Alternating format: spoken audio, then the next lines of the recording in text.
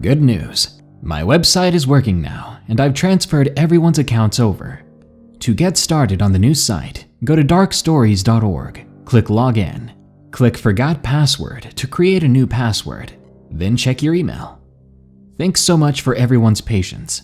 I think this new site is much better and was worth the wait.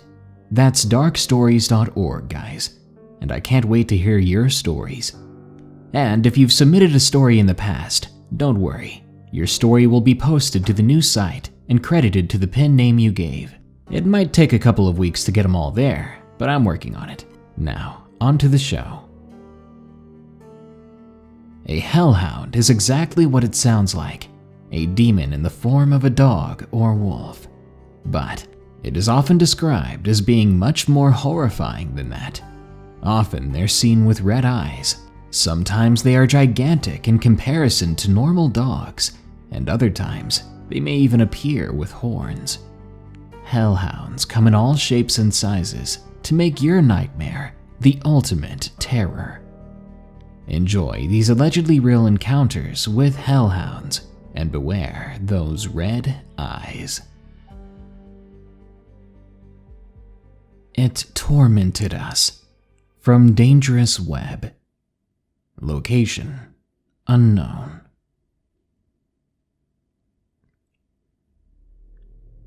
I'd like to begin by stating that I've always believed in the paranormal. This happened when I was 14. During that time, I was living in an apartment with my older half-sister and older half-brother, along with my little brother and my mother. I'd also like to note that in this apartment, my mom had this family picture of all four of us kids and her. She also had separate pictures of each of us near the kitchen along a windowsill. This is important later on. My younger brother and I came back from school one day to find the house empty. I forget what happened, but for some reason my brother and I got into a fight at some point. Getting angry at one point, I went to my room and closed the door, trying to avoid my brother in the other room. I started to watch a movie, which I clearly remember being The Blind Side, when suddenly my brother comes barging into my room. He was half out of breath and looked as if he had seen a ghost. He told me while trying to catch his breath that he had seen a dog in the bathroom. Judging by his look and noticing how he never laughed or smiled, I could tell he wasn't joking around this time. He seemed extremely serious. I told him to come in, then I closed and locked the door to my room. I then, for one reason or another, grabbed two of my Bibles from under my bed that I kept safe in my shoebox. I gave him the older one, while I held the newer one that I recently got from my mother. We hid in my bed under the blankets, completely terrified and shaken, while grasping the Bibles close to our chests. We waited for what seemed like only a few seconds, when the locked door to my bedroom slammed open so hard it shook the entire house. My brother and I are completely terrified at that point. I suddenly began to pray in my mind, telling God to protect us. What follows after is complete silence. We waited for what seemed like forever, too scared to even lift the covers off of our heads. I was afraid that if I lifted the covers, it would be right there looking at us. Then my brother said after a few minutes of waiting that we should get up and to see if it was still there. We finally did so, and we found ourselves back to back with the Bibles held out in front of us. The first thing we did was go to the bathroom to check for anything. We looked inside, and it was clear. We then scanned the whole house to find it completely empty and quiet. We sat in the kitchen to process what had happened. I started asking my brother some questions about whatever he saw. I asked him what the dog looked like. He said it was huge, standing as tall as the kitchen counter, and its legs were all bent wrong, as if they were broken. He said that it was standing halfway behind the door, and it was facing the shower, which means the opposite to where my brother was standing. He said that it was slowly turning to face him, and as it did so, he could hear its bones and joints cracking. It It was so bizarre sounding. I asked him if it was transparent, like a ghost, or if it was physically there, but he said that it was very much real. He couldn't see through it or anything like that. He explained that the ears looked almost like horns, and the mouth was drooling intensely. And worst of all, he said, its eyes were red.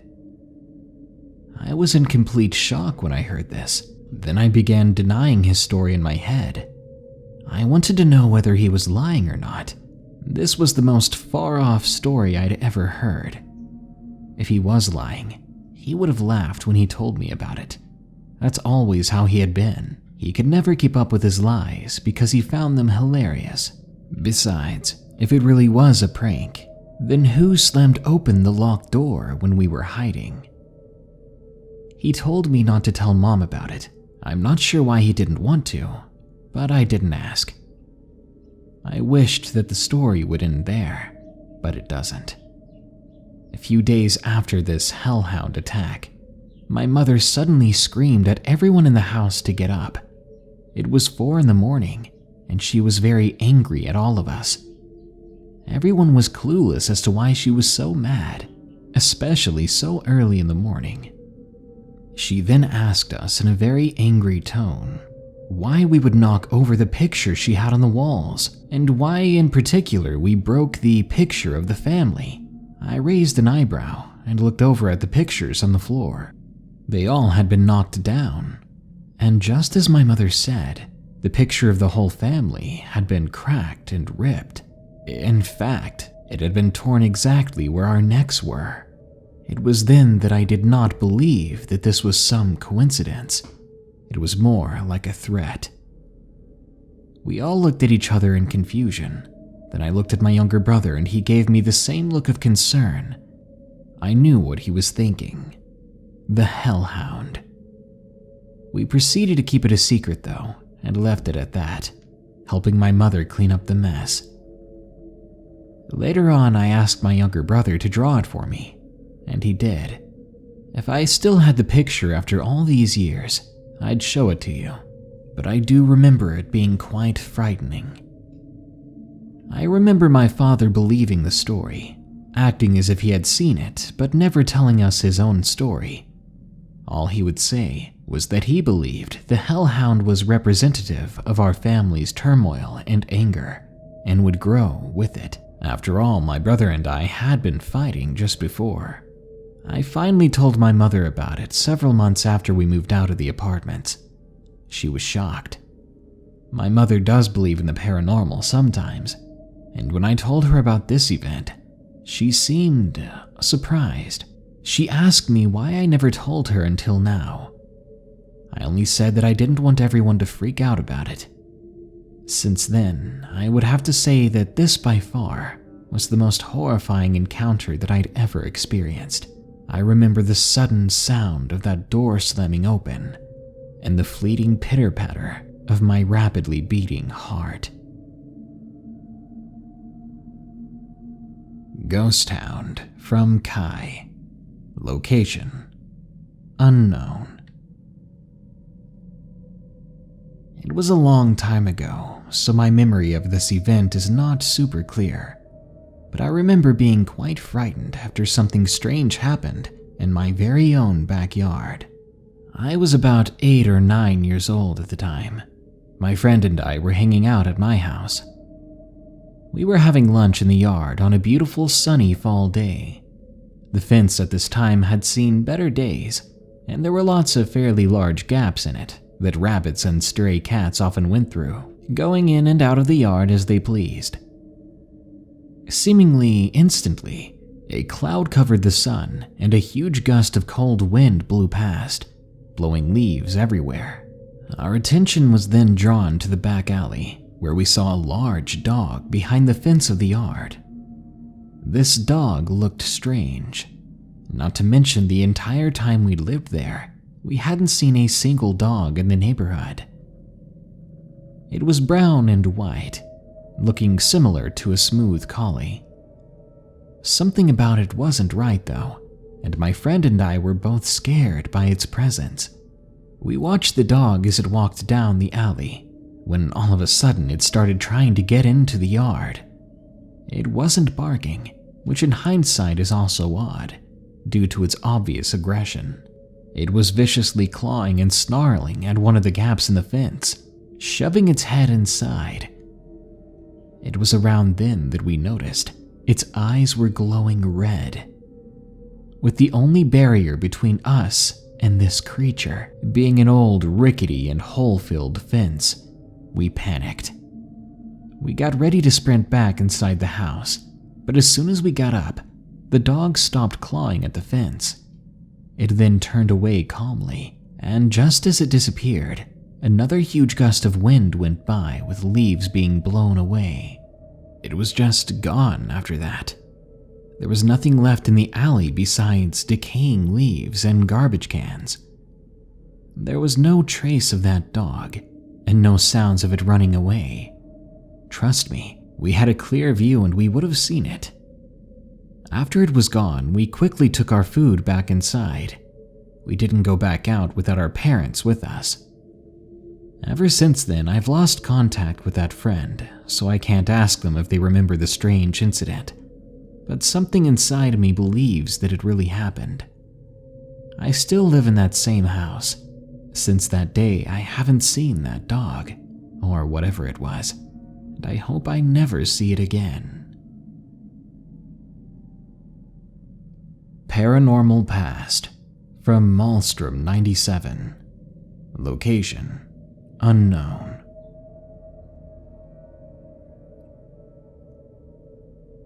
When I was 4 years old, I often had a habit of waking up past around 3 in the morning to go get a snack.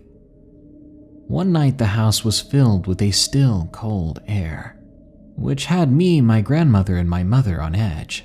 They were often the ones that would help me get a snack when I woke up. On that particular night, it was my grandmother. When she felt the air outside her bedroom, she began to walk faster than normal. As a child, I could not keep up with her. Before you get into the kitchen, the basement stairs are right at its entrance. When I made it to the kitchen myself, I look over to the entrance of the basement, which is open, and in the darkness there, I see these glowing red eyes that are attached to the largest dog I'd ever seen, one that was baring its teeth at me. Then it began to run towards me, causing me to let out a blood-curdling scream. My grandma ran over to get me, looked toward the entrance of the basement, but did not see a thing. Fast forward to when I was 10 years old. I was lying on my bed with my dog, when suddenly I felt someone else was in the room with me. I could not see or hear them, but I could feel the wind rushing by my face as if it was walking past me. At this point in time, I already learned that fear gives these entities power, so I slowed my breathing, when out of nowhere I fell into a deep sleep. My mother told me what happened next. According to her, the dog began to whine and ran out of my room, and not long after, she heard something growling inside my bedroom. Panicking, she began running towards me, when suddenly there was a large crash which shook the walls. She burst through the door to find me freaking out and gasping for air. Whatever it was had attacked me, and from then on out, I knew that it wanted me dead. When I was 14, my grandfather was being tortured by doctors and slowly passing away in a depressed state. I laid down in my grandparents' bed due to feeling uneasy in my room. I had the air conditioner full blast and a fan pointed at me.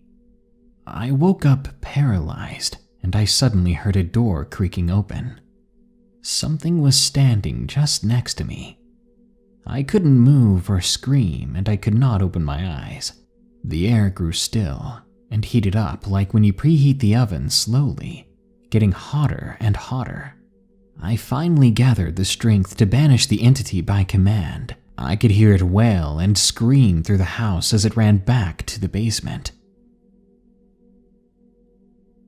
These are my stories of my encounter with the Hellhound that seemed to haunt that house. It was violent and evil, and if I stayed there any longer, I might not be alive today. Hellhound, or something worse, from Dissolved Fatale. Location unknown. Sometimes when I can't sleep, or I need a quiet place to think in the city, cemeteries offer a very good spot. Yeah, it sounds creepy, but for me it's rather peaceful. I respect the dead and only go there to sit down and close my eyes, listening to the nearby wind chimes, or walk around during the day and think about what kind of lives those who passed lived. It is oddly peaceful and sort of therapeutic. This particular experience, however, was a different story entirely. It was late. I was sitting on my usual bench, enjoying the stillness of the night, hoping that I'd get to a point where I could head back home and finally fall asleep. The wind chimes suddenly started to sing their eerily calm song. I closed my eyes to take it in, until I realized there was no breeze to have caused this to happen. That's when I felt it. It was before I even heard it. A sheer panic crawling up my spine. A threat that I perceived. You know the feeling.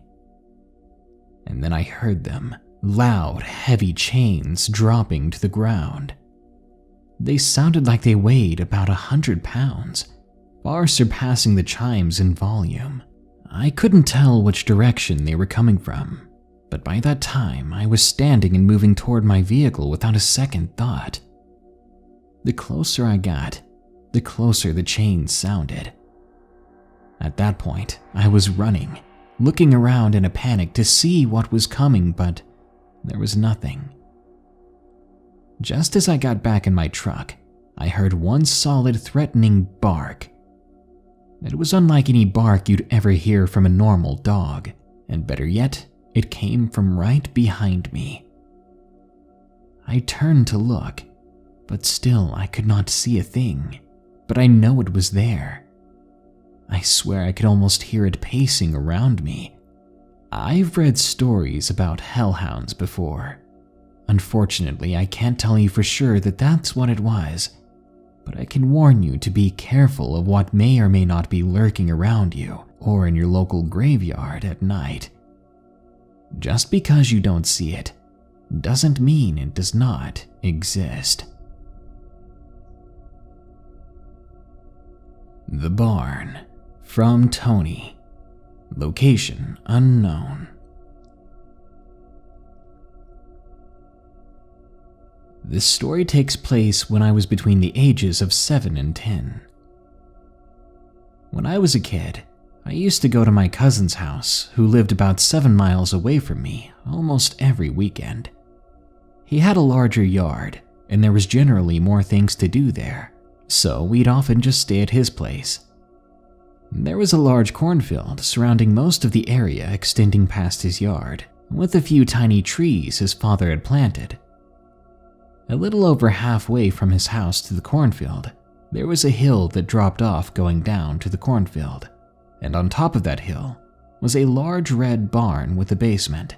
The barn itself looked older than the house by a long shot, but I'm not entirely sure if one was built before the other.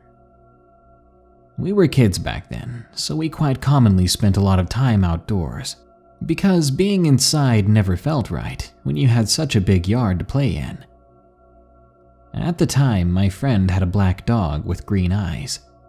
I don't remember his name, but I do remember quite fondly that we would always play with that dog when we were outside. Now, the dog was an outside dog, meaning they mostly kept it outside during the spring and summertime. But the thing to remember here is the dog was always tied up outside, and its doghouse was inside the red barn. Well, fast forward a little while, and the dog had passed away right inside of his doghouse in the barn. There wasn't much to be thought of it, however. It was upsetting as we basically lost a good friend. When we would go outside, we would usually either end up playing in the cornfield or inside the barn. And one day after all this, something unusual took place. and to this day I can still remember the moment I realized that the world was not as it seemed. Inside the basement of the barn, there was always one room that was very dark because of the way it was positioned in the barn. It had an old dresser in the room, and that's about it. One day we ended up staying outside a bit later than usual. We just so happened to be playing in the barn. At some point we made our way into the basement exploring as usual when we came across that dark room. As we approached, we both took notice of a dim light in the room. It was green and hard to make out what it was. But then another green object appeared almost perfectly to the left of the first one. It was in that moment that we both realized we were staring at a pair of eyes. We both looked at each other in confusion instead of fear. That's being young, I guess. But then we began to hear a sound, a growl that sounded exactly like a rabid dog. It began to emerge from the dark part of the room, and within seconds, we were both running out of that barn, right back toward the house, and never once looked back. We got inside and locked the door, and we were in complete shock. After we had gathered ourselves, we began to talk and ponder over what we had just witnessed. We then realized a couple of weeks before this, his dog had passed away in that barn, and it had green eyes as well. But then, why would it growl at us and chase us out of the barn? We still joke about the experience every so often, but it usually ends on a more sour note, because we both know it's true and will never forget that fear. The Hellhound Encounter, from ZeleniaSirensong. Location unknown. I was 20 when I first saw the scariest thing ever. Being a Wiccan, I haven't come across many things that scared me. I'm terrified of the ocean, but I'm not afraid of anything paranormal. This time was different. I was staying with a friend of mine since my boyfriend and I had broken up recently. This friend was named Sean. One night, Sean and I went outside to have a cigarette before bed. It was a beautiful sunset. A little ways away, I saw this big black dog walk towards the house, but just before it got to it, it looked at me, then turned back to the house, and then suddenly vanished into thin air. I flicked my half-smoked cigarette and quickly walked back inside, grabbing Sean's arm and pulling him in with me. Then I locked the door. "What was that about?" Sean asked, before noticing my paler than normal face. All I could say was the first thing that had come to mind: Hellhound. Skip ahead a few months, when I was driving home from work with my then boyfriend, Shane. We got to the house right around sunset, when suddenly, sitting in the gravel lot across the street from the house, there was another large black dog. I could see its reddish-orange eyes staring at the truck, at me in particular. I gasped and ducked down, my pale face going paler again. Shane looked at me, then into the rearview mirror, and his eyes grew wide, realizing why I was afraid. He knew the story of my first sighting of the Hellhound, and now he had no reason to disbelieve it. He got out of the car to walk over to the dog. When he got back, he told me this: "As soon as I got to the center of the street, the thing just disappeared. Just vanished into thin air," he said. To this day, I've never seen it again, and I'm still not sure what they wanted with me. Some hellhounds are benign, others are malevolent, and if you encounter one, don't wait around to find out. Lock yourself inside, grab a crucifix or a Bible, pray to any god you can, and hope that your hellhound goes away. Because odds are, if it keeps trying to get you, then its goal is to drag you down to hell with it. Good night. If you enjoyed this episode, be sure to like, share, comment, and subscribe. And don't forget, the website is up and running again, so you can continue to read and submit your stories at darkstories.org. We're looking for stories about TikTok right now. If you want to support the show, you can donate at patreon.com/darknessprevails. If you want to browse our merchandise and maybe pick up a cool hoodie or hat, go to teespring.com/stores/darknessprevails.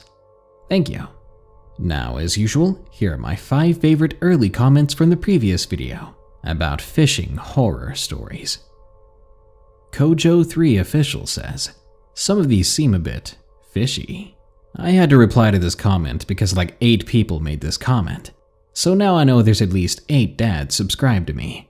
But Kojo3 was the first to make that terrible joke.